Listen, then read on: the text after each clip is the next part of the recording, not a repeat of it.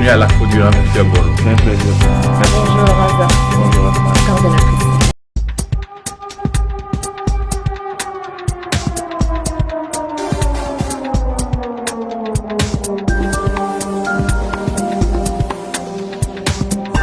Du Cameroun au Canada, enseignant-chercheur à l'Université de Yaoundé et de York au Canada, toujours à l'écoute et toujours disponible comme le témoigne bon nombre de ses étudiants, Dr Achille Fossi est l'auteur de plusieurs articles, dont Du bilinguisme officiel au conflit linguistique, perception croisée des jeunes, écrit en 2018, Leadership et bilinguisme officiel au Cameroun, écrit en 2012, pour ne citer que cela.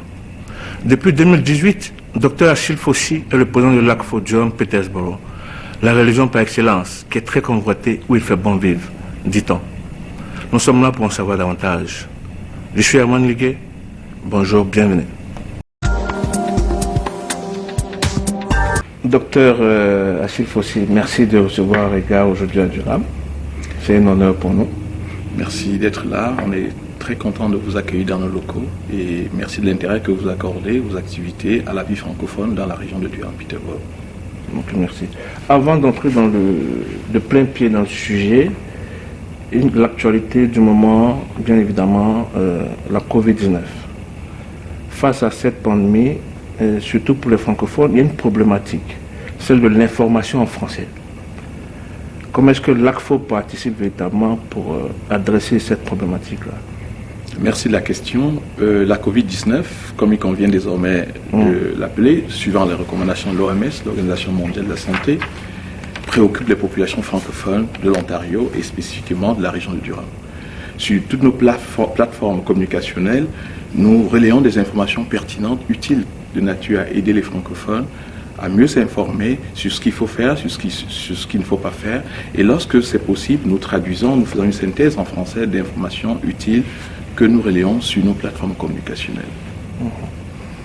Et nous invitons, nous encourageons, nous exhortons les autorités compétentes à rendre disponible davantage. Déjà, on les félicite pour le beau travail qui est fait en ce moment et on les invite à rendre l'information disponible en français pour faciliter les choses, pour mieux informer les populations francophones de l'Ontario.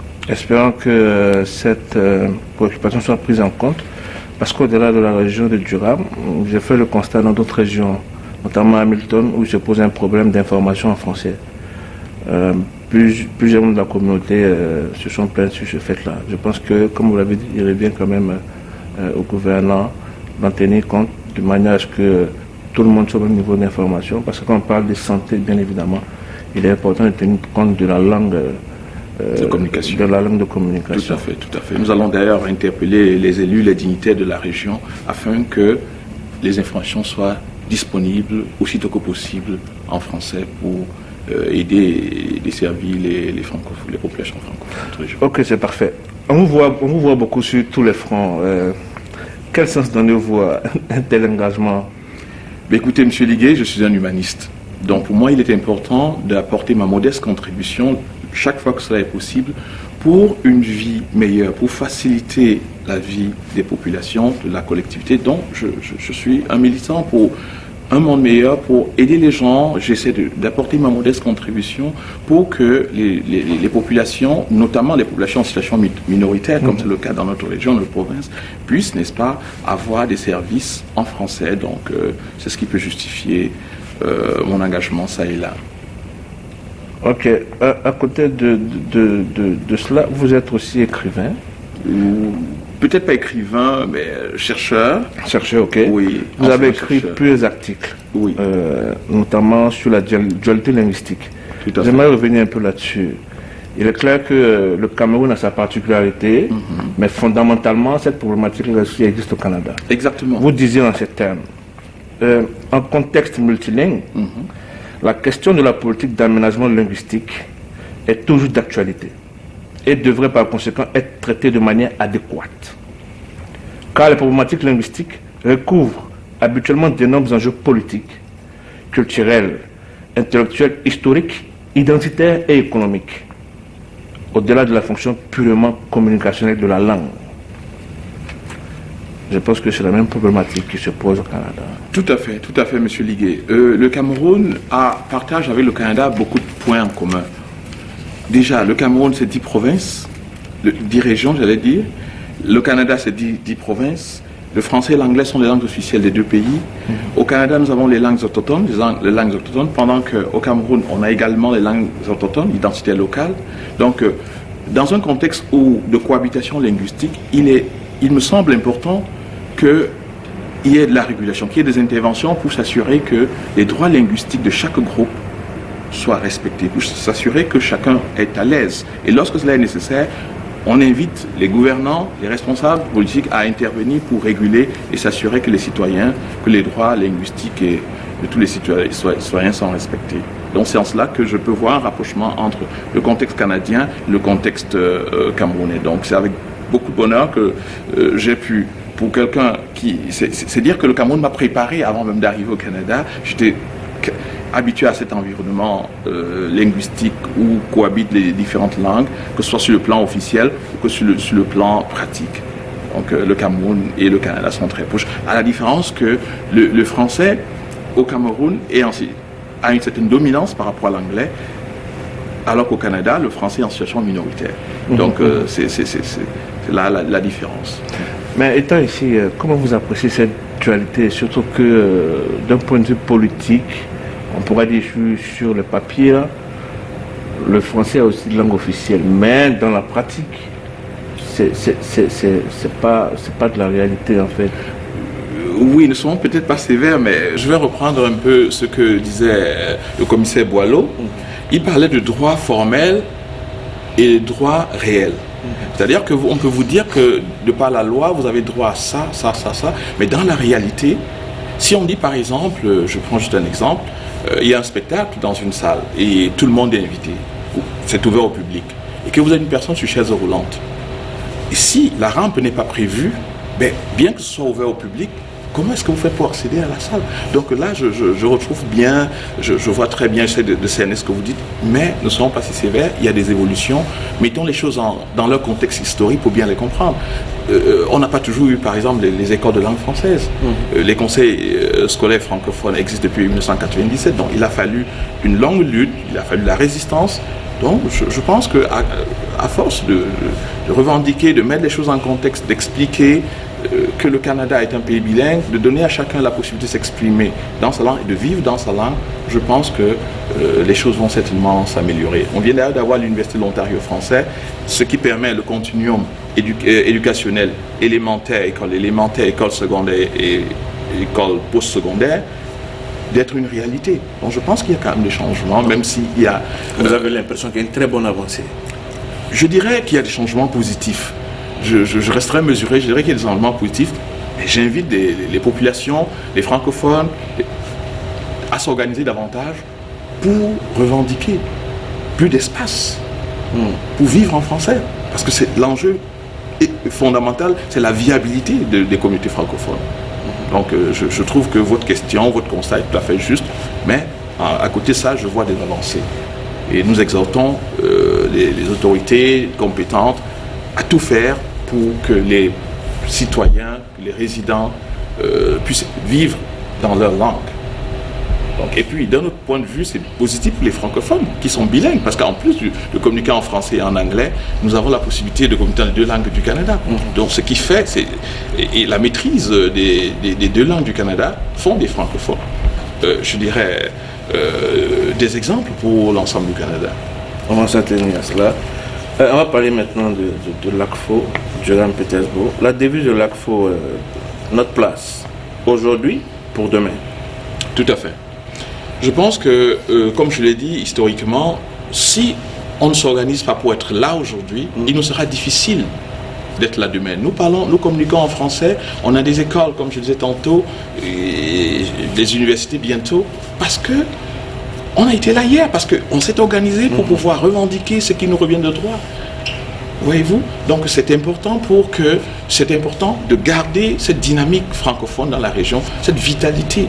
Et c'est cette vitalité qui garantira la viabilité des communautés francophones de demain. Donc pour nous, il est essentiel d'être là aujourd'hui, de prendre toute notre place, rien que notre place, pour que demain, nous soyons toujours là. Pour préparer l'avenir. Pour préparer l'avenir. Bien dit. Au-delà de la pertinence de votre mission, il y a 2 points fondamentaux qui ont attiré mon attention. Aider les francophones à s'organiser. Tout à fait. Et à participer activement au développement communautaire. Oui. Face au laxisme de la communauté ethno-culturelle en particulier. Bon, je ne vais pas être sévère, je sais que chaque groupe connaît ses défis et je pense qu'il est important, à l'ACFO, nous pensons que l'ACFO, nous travaillons pour rassembler les francophones, nous travaillons pour identifier, promouvoir les différents talents francophones, nous travaillons pour faciliter l'épanouissement de toutes les communautés francophones. Nous savons qu'il y a différentes communautés francophones en fonction d'où ils viennent, la communauté le point de départ, et nous travaillons pour cette intégration. Et nous avons nos parts de défis, tout comme les autres communautés à sa part de défis. Donc nous essayons simplement de favoriser la collaboration, de travailler main dans la main pour que tous les francophones, d'où qu'ils viennent, puissent trouver leur place dans la francophonie. Oui, je veux dire, culturellement, la communauté ethno-culturelle se place un peu en retrait vis-à-vis de certains engagements civiques de la vie francophone en général.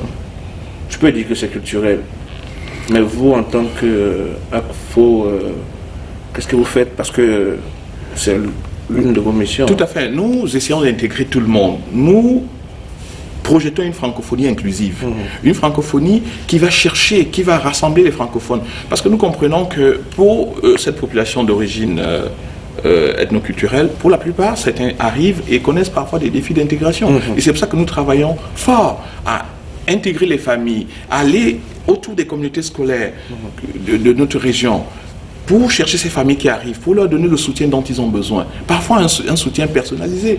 Parce que, dites-vous, une famille qui arrive, elle a besoin de se loger, elle a besoin d'ouvrir un compte bancaire, elle a besoin... Les défis sont énormes. Donc, au niveau de l'ACFO, nous essayons de faire un travail individualisé, un travail personnalisé, de mobiliser tous les partenaires, mobiliser toutes les ressources qui sont disponibles autour, surtout des comités scolaires, pour que ces francophones-là ne se sentent pas marginalisés, qui prennent toute leur place, parce qu'on a justement besoin d'eux. Souvenez-vous notre devise, aujourd'hui pour demain. Alors, il est important que chaque francophone joue son rôle, d'où qu'il vienne. Oui. La francophonie, regardez la dynamique francophone dans notre région, elle est plurielle. Les francophones viennent de partout, du Québec, du nord de l'Ontario, de la France, de l'Europe, d'Afrique francophone, ils viennent de partout.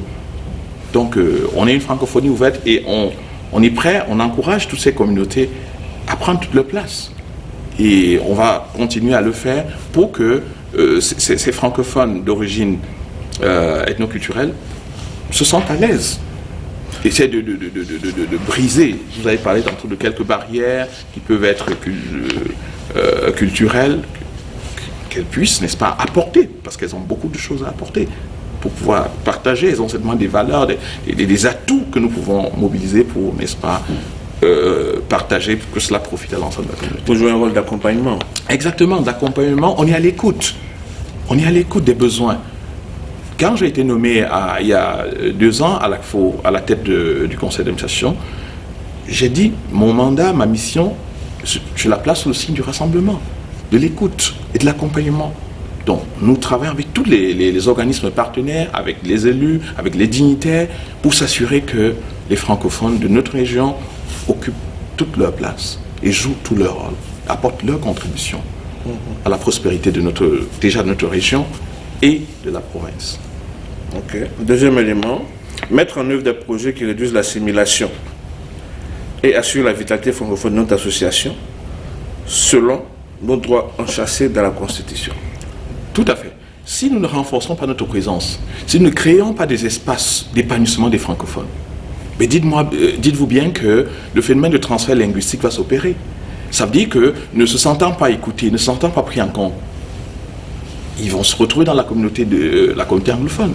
Donc c'est notre rôle de s'assurer que toutes les communautés francophones sont prises en compte, s'épanouissent en français, vivent en français, pour justement éviter qu'elles se sentent délaissées et finalement rejoindre l'autre communauté. Parce que c'est un phénomène, le phénomène de transfert linguistique a été observé ces dernières années, où malgré la dynamique francophone, pas mal de francophones se retrouvaient à envoyer leurs enfants à l'école anglaise, à intégrer les communautés anglophones au détriment de la vitalité francophone. Donc ça, c'est un élément important de notre axe. Tout fait pour renforcer la présence francophone. Concrètement? Oui, nous créons des partenariats, par exemple. Je vous ai parlé tantôt des communautés scolaires qui sont littéralement débordées. Là, pour une école comme Ronald Marion qui a 5 ans d'existence, les effectifs explosent. Donc nous tissons d'excellentes relations avec les communautés scolaires, les conseils d'école, on les aide à se mettre en place et on va d'ailleurs primer les conseils d'école qui développent des activités de nature à intégrer davantage, accompagner ces familles, écouter les besoins de ces familles, nous remonter les besoins de ces familles et on essaie de les adresser. Il fait bon vivre à Durham. Apparemment, tout le monde se bouscule. Ça se passe à l'Est, monsieur Liguet, comme j'aime à le dire. Ça se passe à l'Est. Donc, il fait bon vivre ici, de Pickering à Bowmanville, en passant par Peterborough. Écoutez, nous faisons ce que nous pouvons pour que tout le monde se sente à l'aise ici. Avant l'échange, j'ai eu le temps quand même de faire une petite enquête. J'ai eu interrogé deux familles qui sont là depuis, je veux dire, 1 ou 2 mois. Une famille camerounaise et une autre famille burundaise. Apparemment, ils se sentent bien, ils ne se sont pas cette transition, ils se sont tout de suite engagés dans la communauté, participent aux activités. Tout à fait, tout à fait. C'est ce que nous essayons de faire. Oui, oui. J'étais, avec votre permission, à Ronald Marion l'autre jour, le conseil d'école avait une initiative sur le cinéma. C'était l'occasion pour moi, comme responsable de l'ACFODP, de discuter avec des parents, de les écouter, de voir quels sont leurs besoins et de voir comment est-ce qu'on peut les adresser et à renforcer ce réseautage, cette proximité qu'ils se sentent écoutés. Il y a 2 jours, je rencontrais des familles francophones qui me posaient la question d'avoir un médecin de famille en français. Et c'est les questions que nous essayons d'adresser et de voir comment est-ce qu'on peut attirer un certain nombre de médecins francophones dans la région. D'ailleurs, on vient de signer un contrat avec Bonjour Welcome et on aimerait, dans le cadre de ce programme, cette initiative de l'Assemblée de la francophonie ontarienne, avec le financement du gouvernement du Canada, aller à la rencontre, n'est-ce pas, de ces francophones qui parfois sont disponibles, mais qui ne sont pas connus des communautés francophones. Donc il sera question de cartographier ces personnes, ces compétentes, ces personnes qui sont dans des banques, qui sont dans les entreprises, dans les organismes, qui peuvent aider en français, qu'ils puissent s'identifier, qu'ils puissent mettre leur talent à la communauté, à la disposition des francophones lorsqu'ils arrivent, que ce soit dans les banques ou dans ces organismes. Pour parler de Bonjour Welcome, comment la communauté et les partenaires accueillent cette initiative? C'est une très bonne initiative. D'ailleurs, il me souvient qu'il y a 2 ans, j'étais d'ailleurs, justement, avant d'être nommé à la tête de la présidence de l'ACFO, j'étais d'ailleurs le président du comité Bonjour Welcome dans Durham, Peterborough. Et je vous dis, vous pouvez aller en allant sur notre site internet, lacfodp.ca, vous allez voir que c'était un succès. Il y a eu une forte adhésion, on a cartographié tous les services en français, on a pu répertorier dans les organismes, dans les banques, des personnes francophones qui parfois, parce qu'elles n'étaient pas, on a tenté de les valoriser pour qu'elles soient identifiables, pour que lorsqu'un francophone arrive, et de l'autre côté, on a sensibilisé les communautés pour dire, écoutez, quand vous allez dans un service public, dans un organisme, communiquez en français. S'il y a une personne qui communique en français, elle va pouvoir vous aider. Donc, proactivement, engagez-vous à parler en français et ça va aider à renforcer la vitalité et la présence française, francophone dans la région. Donc, c'est ce que nous essayons de faire et c'était un succès et nous espérons le faire avec encore plus d'engagement pour couvrir non seulement la région de Durham, aller jusqu'à Peterborough et aller au-delà pour s'assurer que la présence française, que la vitalité francophone est garantie dans notre région. Et ça contribue justement, vous parlez du bien-être qu'on peut avoir, le sentiment de bien-être qu'on peut avoir à être à Durham, dans la région de Durham, Peterborough. C'est ce service de proximité-là.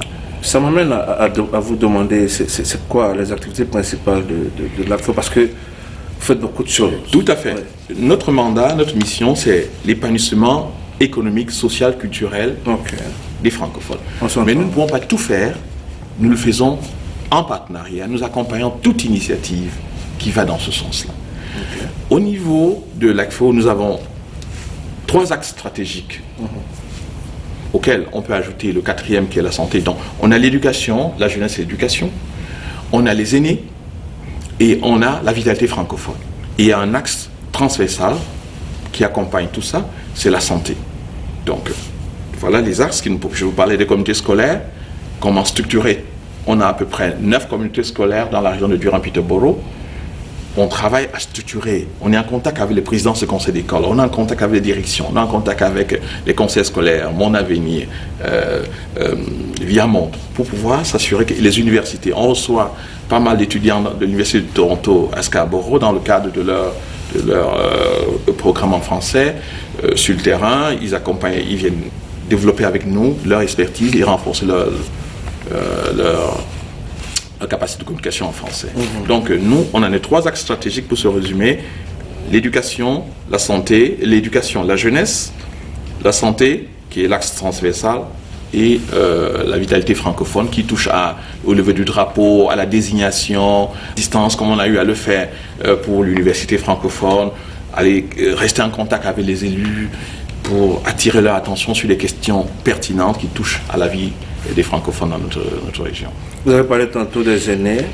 C'est une préoccupation qui, moi, personnellement, me tient à cœur, parce que nous y arriverons certainement tous. Donc, il est maintenant temps de commencer à réfléchir véritablement pour que ces aînés-là puissent avoir une fin de vie meilleure. Et donc, vous avez reçu une subvention du patrimoine canadien. Tout à fait.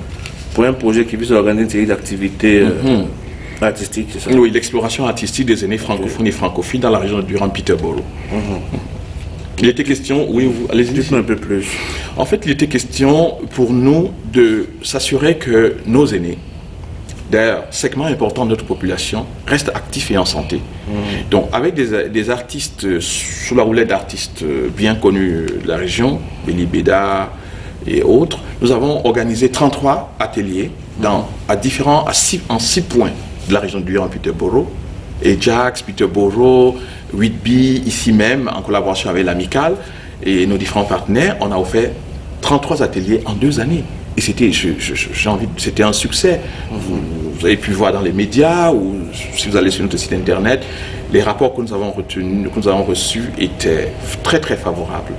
Et à les aînés, parce qu'il est important de les garder actifs. En les gardant actifs et en santé, c'est une très très bonne chose. Ils ont certainement une expertise qu'il faut valoriser, qu'il faut des talents qu'il faut valoriser, qu'il faut partager avec les autres segments de la population. On a eu par exemple à Monseigneur Jameau, l'atelier qui avait été offert d'art à Monseigneur Jameau, où les élèves, les aînés étaient en contact avec les plus jeunes. Les plus jeunes sont venus voir ce que les aînés ont pu produire, les œuvres d'art des aînés, et ont posé pas mal de questions aux aînés, et ils se sont sentis valorisés, ils se sont sentis écoutés, ils se sont sentis pris en compte, et c'est très important pour leur santé mentale. Oui, effectivement. Vous avez le 13 septembre dernier, oui, à l'école, comme vous avez dit, Monseigneur Jeannot à Petersburg, une table de concertation. Oui, tout à fait. Qui a rassemblé une dizaine d'organismes francophones. Tout à fait. Ouais.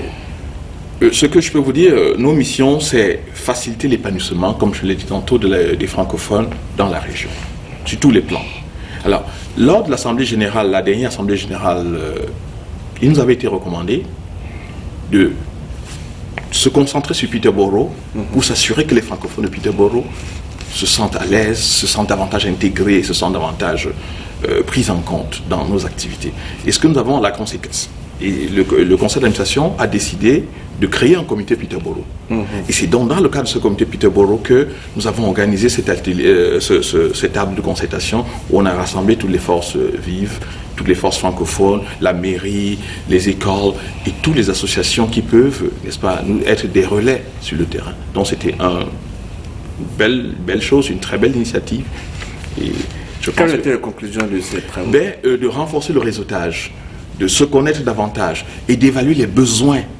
On a pu s'entendre sur un certain nombre de besoins, sur un certain nombre d'enjeux stratégiques touchant à la vie des francophones dans la région. Donc c'était essentiellement ça. Évaluer les forces vives, évaluer les besoins, écouter les francophones et voir qu'est-ce qu'on peut faire, qu'est-ce qui est possible de faire, qu'est-ce qu'on peut faire avec les forces vives. Madame le maire, on avait un déjeuner avec la mairesse de Peterborough. Donc tout ce on a gardé le contact. On reste en contact avec ces organismes pour voir ce qu'on peut faire. On est en train de travailler en ce moment sur l'accueil des populations francophones avec le réseau en immigration francophone pour pouvoir s'assurer que les populations francophones qui arrivent dans la région se sentent accueillies, accompagnées de façon personnalisée. Il y a du mouvement, on sent que ça bouge. Ça se passe à l'Est, M. Liguet. Effectivement, ça se passe à l'Est. Merci. Vous avez rendu hommage à Robert Fillon, Exact. grand bénévole francophone, comme vous dites, de première heure dans la région de Durham. Une action qui, à mon sens, est à saluer. Tout à fait, tout à fait. Surtout au niveau francophone, c'est une action qui est à saluer. Oui. Et personnellement, je voulais vous encourager dans ce sens-là. Merci infiniment, M. Liguet. Pour nous, il est essentiel de montrer des exemples, de valoriser des exemples. M. Fillon est généreux avec son temps. Il met ses talents à la disposition de la communauté de manière positive, sans rien exiger en retour. Donc, il est de notre devoir de valoriser ces types d'exemples. M. Fillon vit dans la région depuis 1963, il m'a confié. Donc, on le voit. Il a été président de l'Amicale, il a été président du COFOR, il a été président de l'ACFO. Donc, il est sur tous les plans, à l'église, sur tous les plans. Et ce, de manière bénévole, sans rien exiger en retour. Il est là, il apporte sa contribution. Et nous pensons qu'il est de notre devoir de montrer des exemples, de saluer ces personnes même qui ont donné leur temps pour que nous soyons là.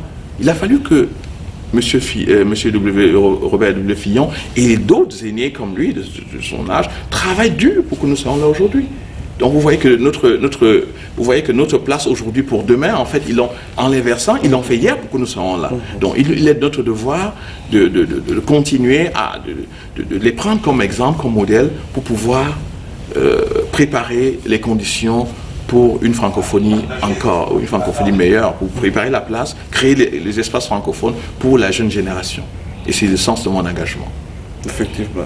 Nous, à notre façon, on essaiera aussi de reconnaître ces personnalités. Tout à fait, tout à fait. Ils ont d'ailleurs, avec votre permission, reçu, à l'occasion du 35e, M. Robert a reçu les félicitations et les encouragements de la communauté pour tout son travail, pour tout ce qu'il a pu faire et pour tout ce qu'il continuera à apporter pour la communauté. Merci. Depuis des années, le dossier de la désignation de la région bloque.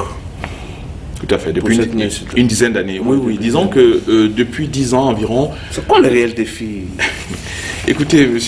Liguet, l'ACFO Durham Peterborough, les communautés francophones de la région de Durham courent après la désignation depuis une dizaine d'années. Et on espère qu'avec la dynamique francophone que nous venons de décrire, avec l'évolution dans des positions, en discutant avec les élus, en discutant avec les forces vives, je pense qu'il est temps que la région de Durham reçoive sa désignation. Et nous comptons sur l'honorable Caroline Mulroney, la ministre des Affaires francophones, pour nous accompagner dans cette démarche, et son cabinet et tout son bureau pour nous accompagner. Je pense que toutes les forces vives sont d'accord, sont unanimes sur le fait que nous méritons que la région de Durham-Peterborough devrait pouvoir obtenir cela, et nous faisons confiance au gouvernement et on espère que ce sera bientôt. En tout cas, nous y travaillons. Les conditions historiques, il y a eu des blocages, il y a eu des situations un peu difficiles, mais nous voyons qu'il y a eu une très belle évolution. Les conditions sont davantage favorables pour qu'on y accède. À côté de l'aspect politique que vous venez de citer, quel pourrait être l'engagement de la communauté pour effectivement aboutir à cette désignation? Écoutez, M. Liguet, merci de la question. Nous travaillons en proche avec les communautés, avec les organismes, avec toutes les forces vives, les communautés francophones, pour que les associations francophones, pour qu'on arrive là. Nous sommes en tout cas prêts en ce qui nous concerne. Je vais dire, l'ensemble des organismes sont suffisamment mobilisés et nous pensons qu'avec cette mobilisation, le gouvernement, l'honorable Caroline Mulroney et son bureau nous accompagnera, et bien sûr les forces vives, les dignitaires de la région, les élus de la région de Durham nous accompagneront dans ce processus. Nous espérons bien que on espère bientôt obtenir cette désignation. Espérons. Après Marc. Espérons. On mettra tout en œuvre pour que cela soit. Merci. Nous sommes à la fin de notre entrevue. Un mot de fin, un dernier mot à l'endroit de la communauté francophone en général, ou celle de Durham en particulier. Écoute, merci de la question. J'aimerais dire aux populations francophones qu'il est de notre devoir de rester unis, que c'est dans l'union que réside la force, qu'il est important que qu'on communique, qu'on soit proches les uns des autres, qu'on travaille la main dans la main pour obtenir davantage de services en français, pour valoriser les talents dont regorgent les populations francophones qui viennent de partout, dans le monde, qui viennent partout au Canada, pour qu'ensemble on puisse avancer. Et j'aimerais simplement dire que, comme en paraphrasant la secrétaire perpétuelle de l'Académie française, la nationalité, la langue c'est la nationalité. Donc à partir du moment où nous parlons la même langue, on est la même famille, on est la même communauté et on doit pouvoir œuvrer tout ensemble pour surmonter les défis qui peuvent subvenir sur notre chemin. Donc restons unis et l'union, c'est dans l'union que réside la force. Et merci du soutien de l'ensemble des francophones de la région de Durham-Peterborough pour ce qu'ils nous apportent, pour leur participation aux activités de l'ACFO Durham-Peterborough. Et merci encore. Regard pour aujourd'hui, c'est terminé. Nous sommes à l'Est. Oui, ça se passe à l'Est. Ça se passe à l'Est, comme on le dit. Oui. Merci. Je vous en prie.